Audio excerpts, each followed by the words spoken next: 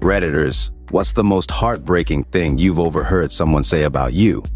Before we start with the first story, please hit subscribe and ring the notification bell to stay updated with us. Story 1. I was at my longtime boyfriend's college reunion. All of a sudden, a beautiful woman came into view, and he got all excited, saying, "Rose, is that Rose from my class?" Blah blah.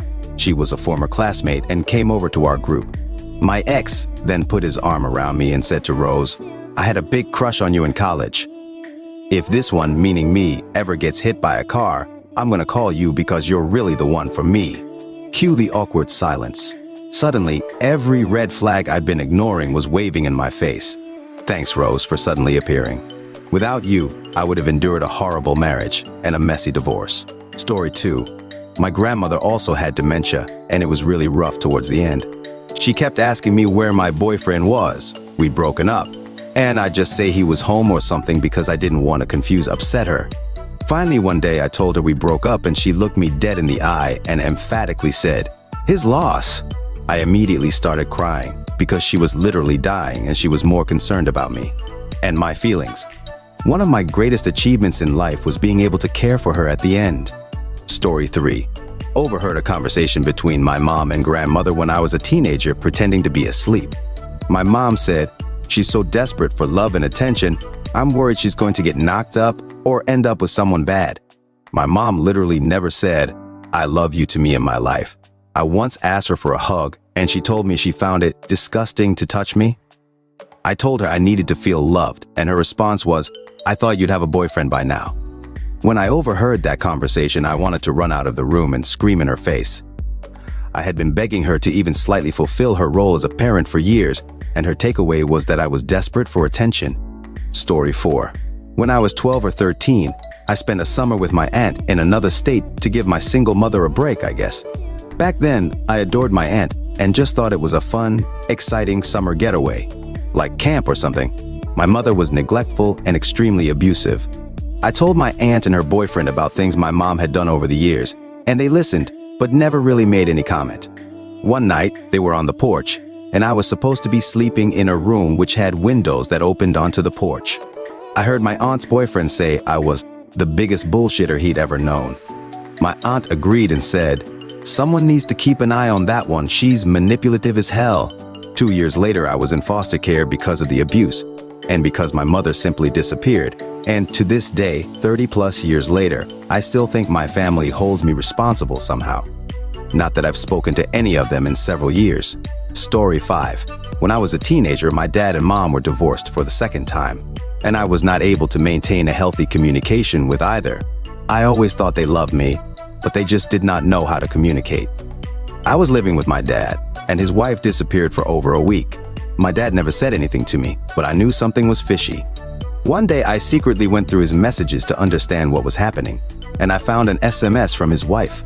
Turns out she left the house because I invited my friends to stay during the weekend when they were away. Along the messages, she referred to me as the boy no one accepted and got stuck with them. She said things that were not real, such as me causing endless problems in the house. Due to my childhood traumas, I never expressed dissatisfaction or demanded a thing, and I was an extremely introvert, almost never speaking guy. I almost never communicated with them. My dad never denied in his messages and even implied that he was agreeing with her. They later made peace somehow and she returned home, but I left the house soon after because I knew I was the biggest burden in their family. Story 6. I was a server in a restaurant and we badly. This was in Times Square in a packed restaurant full of tourists who needed to make it to the Broadway shows in time, and our kitchen completely crashed. Nothing was coming out. Simple apps and salads took an hour to reach the table, and the customers were rightfully pissed off. Management was not on the floor because they were all in the kitchen screaming at the cooks to go faster. One of my tables, 2 women and 2 preteen girls, had enough and had to run to make their show. They left, but not before yelling every horrible thing they could think of at me. One of the girls caught my eye and mouthed, "I'm sorry," as her mother was berating me. The mother grabbed her arm and took her aside, and as I walked past, I could hear her saying, "Don't ever, ever apologize to someone in service," and the girl was crying. I felt so bad for the girl, and it was just so dehumanizing for me. Like, sure, don't apologize to me in this instance, I understand. But anyone in service? What's so wrong with us? Story 7. In high school, one of my best friends I grew up with told another friend that people that looked like me didn't belong in high-class mall we were going to go to. And he was embarrassed to be seen with someone who dressed the way I did. Which, admittedly, wasn't cool for the year 2000s. All black, trench coat, band t-shirts, long hair, that kind of thing. He was preppy as they come. I stopped being his friend when I heard, and I still won't be his friend 20 years later. I even tried to forgive him and add him on Facebook, but he ran his mouth again. And that was that. Story 8. I joined stage crew at my school, and after a year, I ended up being good enough to get the title of head after a lengthy assessment and interview process. The second I got the lead role, I couldn't figure out why things weren't working for me. I could never get software to work on time, or find people to help build set designs. Teachers were constantly annoyed because I hadn't met deadlines, but I'd never even known about them. Eventually, a friend came up to me with a recording. He was trying to get something for a video diary and ended up catching background noise. My fellow stage crew members, laughing about how terrible I was, said I was a selfish incompetent. I didn't deserve my title. I won't go into details, but it was a 33-minute recording.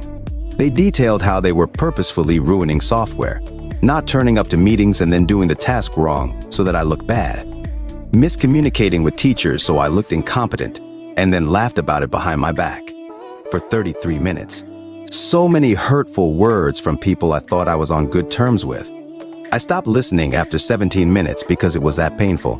My teacher ended up kicking me out of the stage crew after another student heard what they were doing and reported them. Not because she thought I was incompetent too, but there were more of them than there were of me, and it was more efficient if I left. Her words. It's been 6 months since I lost my favorite hobby, and I still don't know why they did it or why they wouldn't talk to me if they genuinely thought I was that bad. Or even why they felt the need to ruin all my work so I looked bad. I cried for a week straight. Story 9. When I was 17, I was hanging out with 2 friends and they wanted to go smoke weed in the woods. I didn't feel like it, so I drove them and waited in the car. After a while, I was getting bored and decided to go meet them, but there were 4 paths going off in different directions, so I just took the biggest one. After walking for a few minutes in the pitch-black forest, before flashlights on phones, I come across this dip in the trail, and on the other side is a bench lightly visible due to the moonlight. On the bench, sitting a man, and another one is standing in front of him, but I can only make out silhouettes. Being sure these are my friends, I yell out to them before walking over. If you ever walk the woods at night, it's just an uneasy feeling all around, so I was cautious to begin with. Well, it turns out, just after yelling out to my friends, both silhouettes turn around towards me. Not a word, not a sound. The guy sitting down starts sprinting full speed towards me in complete silence. I got the absolute out of there, sprinting also the other way, and tripping over because I couldn't see anything. I finally got out and locked myself in my car, but I was really worried for my friends. Maybe a minute later, I see them both coming out of a completely different path. They also confirm they never saw me or anyone else. My heart still sinks just thinking about that dude sprinting in silence. Story 10. I got pneumonia in my early 20s and rapidly lost all my remaining body fat. There wasn't much to lose since my mom was spending our family's grocery money on jewelry for herself.